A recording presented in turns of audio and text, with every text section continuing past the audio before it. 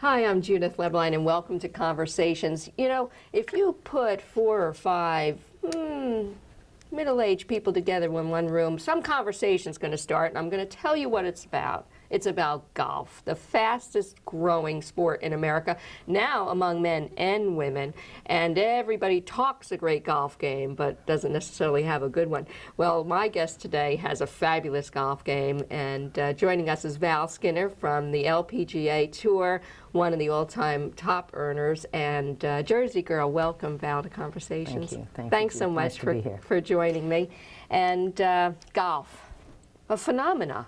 4-letter word. Unbelievable. You cannot go anywhere without adults together, that somebody doesn't start the conversation on golf, and then it just takes off from there.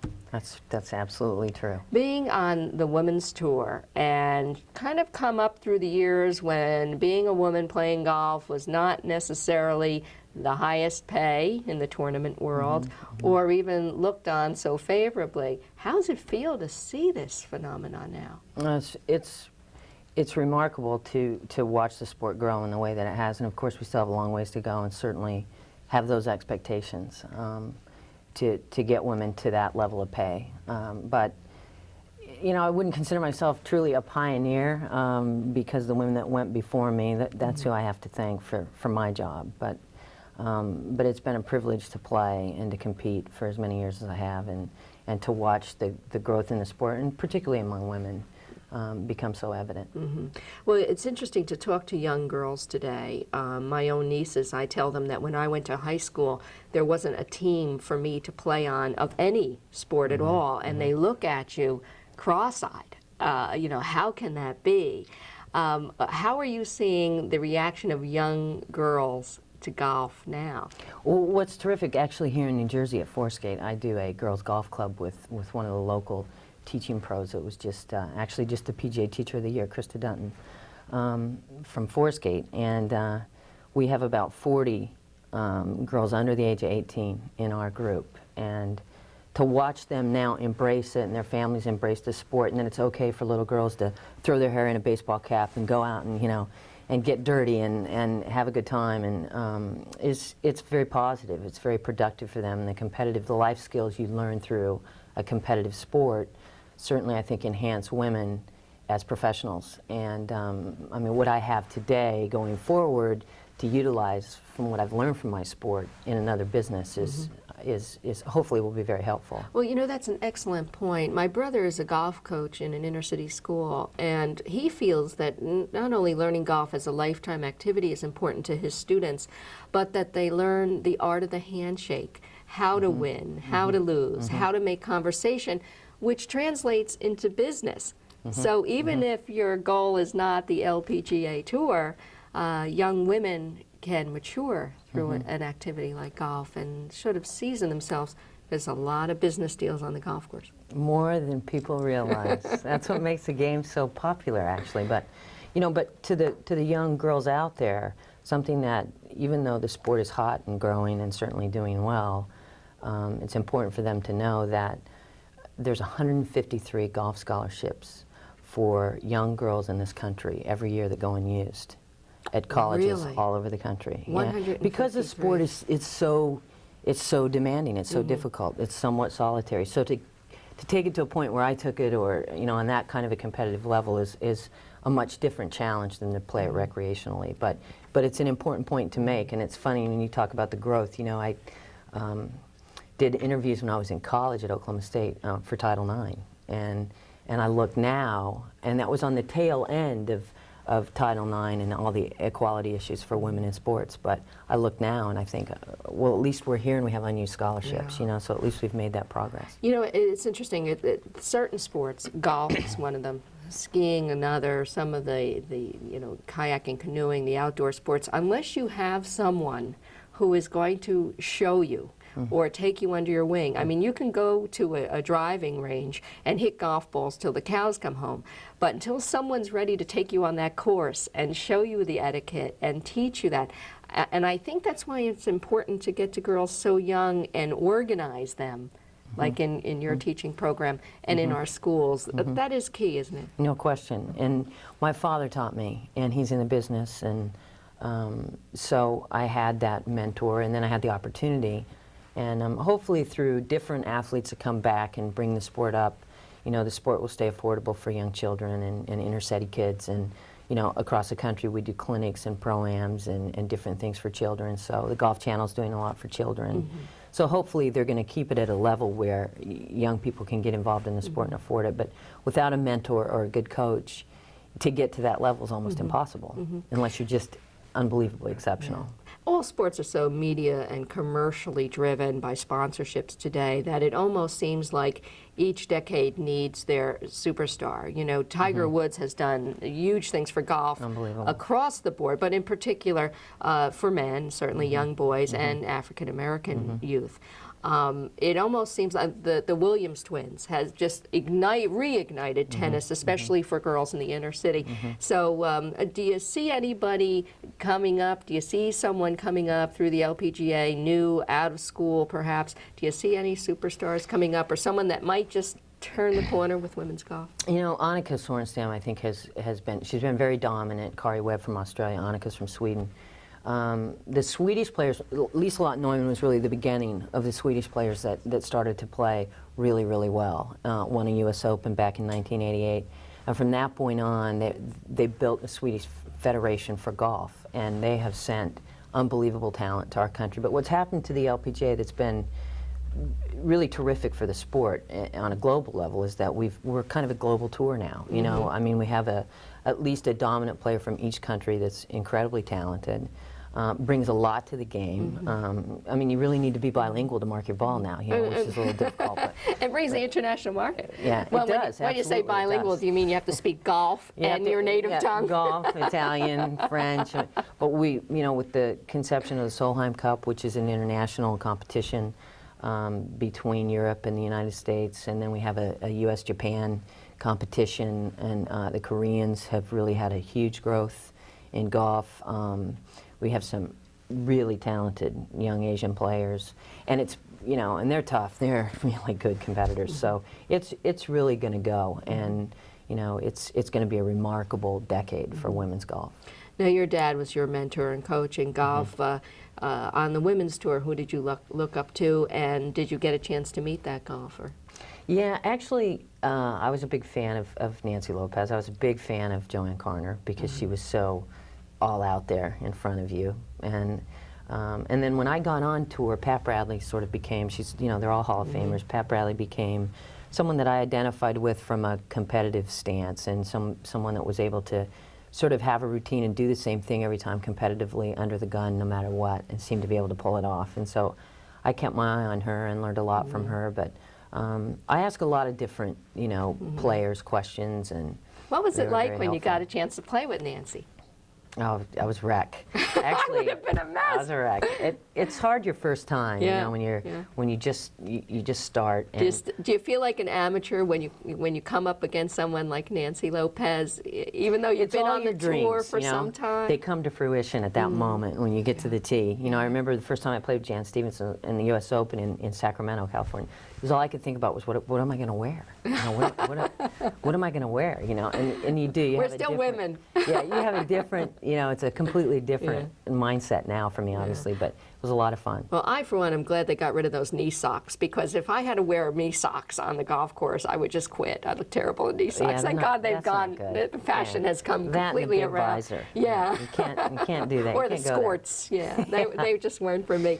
Now, Val, besides golf, which is your big part of your life, you have a new passion. Something that came from the loss of a friend. Tell me about that. Well, I've gotten heavily committed to raising money to help to eradicate breast cancer as a life-threatening disease. And as a result of that experience with my friend Heather, who was diagnosed, unfortunately, at the age of 24, and we lost Heather at the age of 28. She was a tour player? She was a tour player. She was a really bright, sensational, vivacious young woman that had a great future in front of her. And they had found a lump 6 months prior to her going back for a second opinion, and because of her age, they sort of negated the fact that it would be anything serious, and unfortunately it was. And so as a result of that, I got involved in some fundraising for breast cancer, actually in the mid-90s. She passed away in '93. And it's just evolved, Judith, into something that's become a privilege to do and incredibly special. Well, very special in that this annual event that you're involved with the LPGA, has raised the most money for a one-day single event, golf event, in the country for breast cancer. Is that right? Right here in New Jersey, yeah. It's called the LIFE event, which stands for LPGA Pros in the Fight to Eradicate Breast Cancer. And it's a legacy from us to our friend.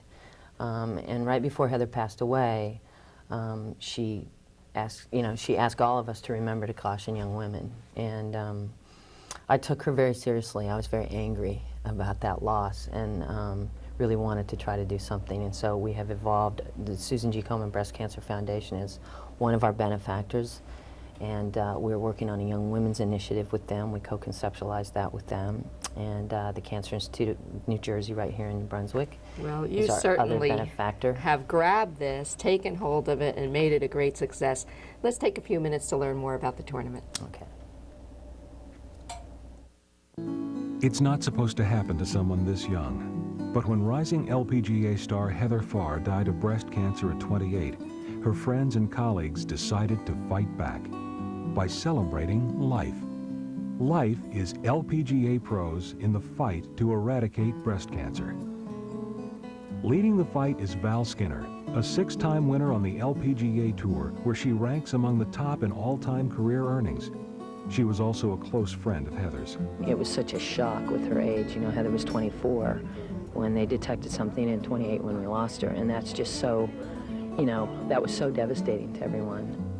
In memory of Heather, Skinner founded Life, a charity pro-am tournament where she and some of the LPGA's best golfers hit the links to raise money and awareness for the fight against breast cancer. All proceeds from the Life tournament are donated to benefit the Breast Cancer Care Center at the Cancer Institute of New Jersey and the Susan G. Komen Breast Cancer Foundation, the LPGA's official national charity. It was just one of those times in your life where you kind of go, this just isn't right. Here I am, you know, healthy, God willing, you know, fit, able to do what I do and love and have passion for what I love, and Heather wasn't. And, you know, it just didn't seem fair. And I felt a sense of obligation and a need to kind of express a way to be helpful. That expression came in the form of the tournament, which last year produced the largest donation to breast cancer research ever from a single-day golf event, and gained valuable national exposure as well.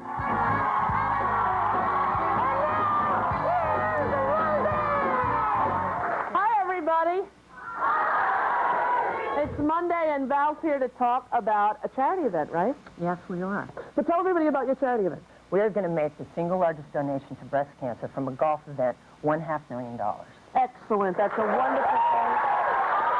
A lot of women think that if you're not yet 40, you don't have to worry about it, but everybody is at risk. If you're a woman and you have breasts, you are at risk. The fact is, every 12 minutes, a woman dies of breast cancer, and approximately 1 in every 8 women will develop breast cancer in her lifetime. The Life Pro-Am tournament is dedicated to improving those statistics and keeping more women alive and healthy. Many kind individuals and generous hearts contributed to the success of last year's event, most notably the tournament sponsors: Sovereign Bank, Hoffman LaRoche, Ortho Biotech, Merrill Lynch, Qualcare, Guy Carpenter and Marsh Incorporated, Sweet and Low, Payne Weber, and Robert Wood Johnson University Hospital. These people are unbelievable in this cause. They're very, very committed. It's just a great group of folks. And now, with plans underway for the next Life Pro-Am tournament, the Val Skinner Foundation and the Susan G. Komen Breast Cancer Foundation have joined together to use funds raised at the Life event to launch a national campaign called the Young Women's Initiative, a program that for the first time ever focuses on women in their 20s and 30s and provides them with outreach activities relating to breast cancer awareness, education, and early detection. I think that, you can't ever do enough, to create awareness about something that can be deadly and something that you can save your life. It can make all the difference in the world if you get there early. For Val Skinner, getting there early and fighting breast cancer for men and women of all ages has become a life's mission. If you would like more information on participating as a sponsor in the next Life Pro-Am tournament, please call today. With greater research and education, breast cancer doesn't have to happen to someone this young, or someone you love, or anyone at all. Call 1-866-882-LIFE today and help us celebrate life. Hi, on this edition of Conversations, we're talking with Val Skinner, LPGA Tour player and the founder of the Val Skinner Foundation. A little bit of golf and a lot of talk about breast cancer. Before we go on and talk more about the Life Center and the annual tournament, Val, there's a myth about women athletes that women can't be fierce competitors without it getting personal, without being catty. And I think this activity, this event, really shows that women can be fierce competitors and good friends. Has this been your experience? Have you heard this and have you seen evidence of this? Absolutely. I mean, the advantage in working on a mission against breast cancer is it's the fiercest competitor we'll ever have.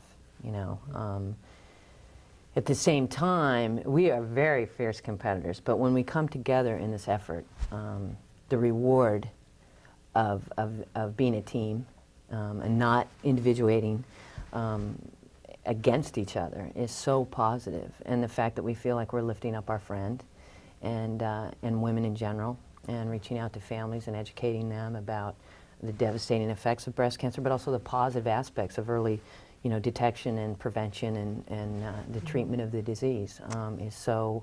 Together we feel, like a real team, and we don't get to feel that very often. I think that's one of the last remaining negative myths about women athletes in sports, and hopefully the next generation will take care of that.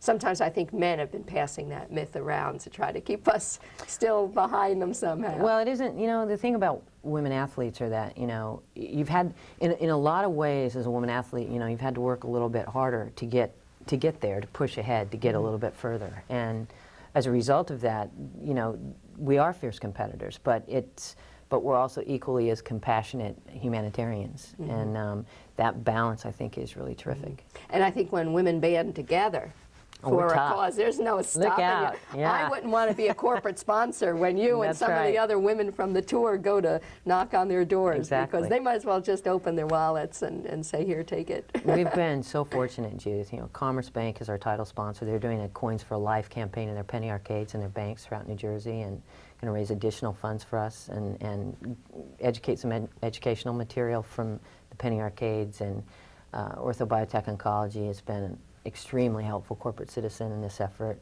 for the Young Women's Initiative.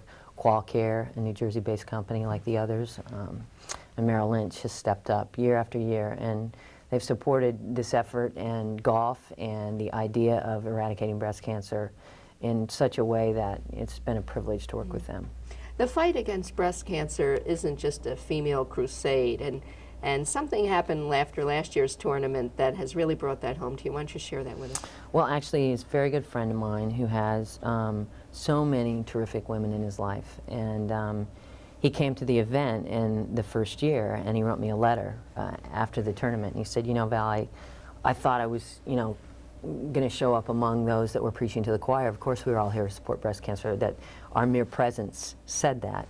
He said, but then as I was driving home, I started thinking about my two little girls and my wife, and my sister-in-law, and my mother-in-law, and my mother, and all my sisters, and it really became very relevant in my life. And he said, it took me sometimes until the disease has actually affected people, they don't realize that, that it's out there. So that is our message, be aware, do your self-exams, pay attention, familiarize yourself.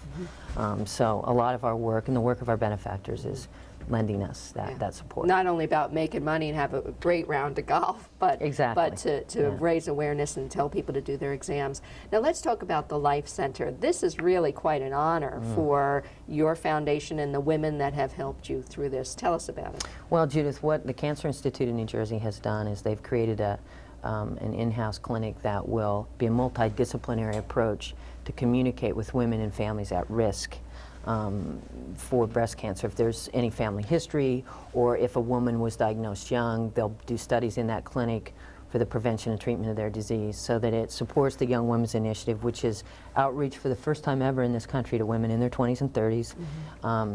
And bringing this to fruition is really what our event is about. It's brand new in its conception, and finding the proper ways to do that in the proper channels. And so the Cancer Institute's contribution to that is to, through this clinic, name the Life Centers to help us develop programs that will do, in fact, just that. So That had to be that's shot a in the terrific arm. group. Yeah, and those doctors, the Cancer Institute they are exceptional. They are exceptional. So it's a privilege for us to be involved with them. Now, tell me about the association with the Susan G. Komen Foundation, which is also a remarkable story. Yeah. Here's the case of a sister who loses her sister, and on her deathbed, her wish was, don't let anybody not be informed. Don't let this happen to someone else. And built this international foundation. It's amazing. Yeah. Again, much like the story of you and fellow players coming out for Heather in her memory, Susan G. Komen Foundation, also huge now, just by the loss of a sister. How are you involved?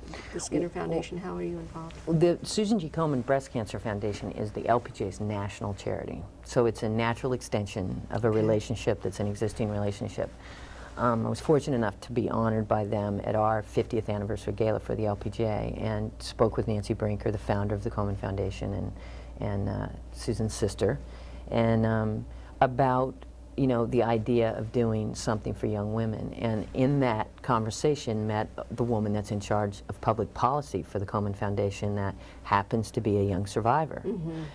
She's now 36 years old. She was diagnosed at 29, but she was the one that went back to the doctor, unlike Heather, unfortunately, and fought the argument and said, I know that I have a lump and I'm 29 years old and it's unusual.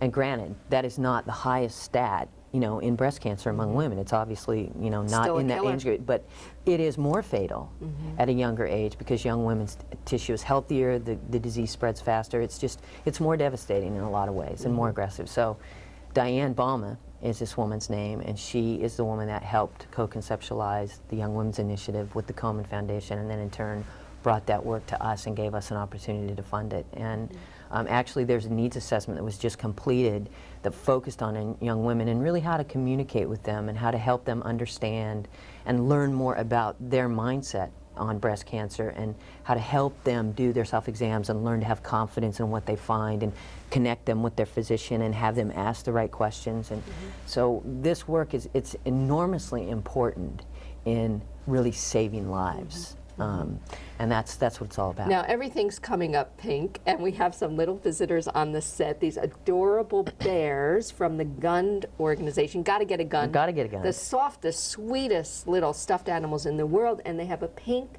bear and a head cover. If you're a golfer, you can get that as a gift. It's called the Awareness Bear. It's the Life Awareness Bear. And they've got 4 different products, Judith. And the thing that's really, really terrific about these is the hang tag on the inside here. I don't know if you can see it, but there's a self-exam card on the inside. So it carries a special message as well as all the information about the Young Women's Initiative and the foundation and the work and and if you present this to someone that has just recently been diagnosed, or someone that has a friend that's a survivor, I don't think there could be anything more special. So and you'll be able to get that at all retailers and eventually at your website, and all across the country. It's representing the LPGA tour effort in behalf of life. And the proceeds, part of the proceeds go to the foundation and support the initiative. And then obviously the head cover is, give you a little edge on the drive. So hopefully that'll Nothing turn will out. give any edge on my drive. I've also seen some pink putters, which is really a great concept as well. Your life on tour, always away, always traveling. seems mighty glamorous, my dear. And people that get to golf like a couple of hours, maybe a week, think, oh gosh, what I'd give to play golf morning, noon, and night. Is it as glamorous as it sounds? Come on out. You know, we can do one of those, what do they call that, a pitch runner or a pitch hitter? It's, you know, I've traveled all over the world and had the pleasure of meeting some really interesting and terrific people and been cheered for and applauded for something I love to do. And at the same time been able to make a living. And the most rewarding efforts have been the community efforts where I've been able to integrate in the community and do work like this, and done work in California for different women's grassroots causes. And my sport's given me that opportunity, you know. But it has its moments of glamour, and it has its moments of pain, and like any other profession, you know, it's the realm of it. If you love it and you have passion for it, it is rewarding and fulfilling. Lots of hours, lots of golf balls. Lots of calluses. Lots of calluses. Any thrown clubs? That's the thing people don't realize is you got to hit balls. You got to practice. You know, what is this whole like Zen? I'm going to visualize, go to the first tee, swing the donut. You know that, but. Lots of hours of practice and lots of dreams. Yeah. Lot of putting against, you know, anybody I could find to try to make a nickel off of, you know, and for me, fortunately, it paid off, but it's a lot of work. Yeah. Yeah. Well, you know, speaking of a lot of work, you know, such a busy person on tour, you, the other golfers that get involved, the Olympic athletes that come out, you don't have to do this. And I really have to say I admire the amount of time and energy that you put into it, and all the media appearances and coming here to be on Conversations. We're thrilled to have you here. And I just really applaud you for your work. And, you know, Golf Magazine's Collegiate Athlete of the Year, I mean, all these honors, the LPGA Tour, this has to feel good. Yeah, thank you, Judith. It has to feel good. It's a privilege to be here, and I feel very fortunate. Well, I've practiced a golf clap to applaud. That's right. That's right. It's up here. Oh, is it? It's this way. Yeah. I could do that. And if you have a few minutes, I have some time scheduled over at Tamarack. Need It's a just little around tip? the corner. Tip or two? Oh, I need a lot of tips. Don't we all? Well, Don't we Val all? Skinner, thanks so much for being with us. And you know, there's nothing like a good conversation, especially about golf. We'll see you again.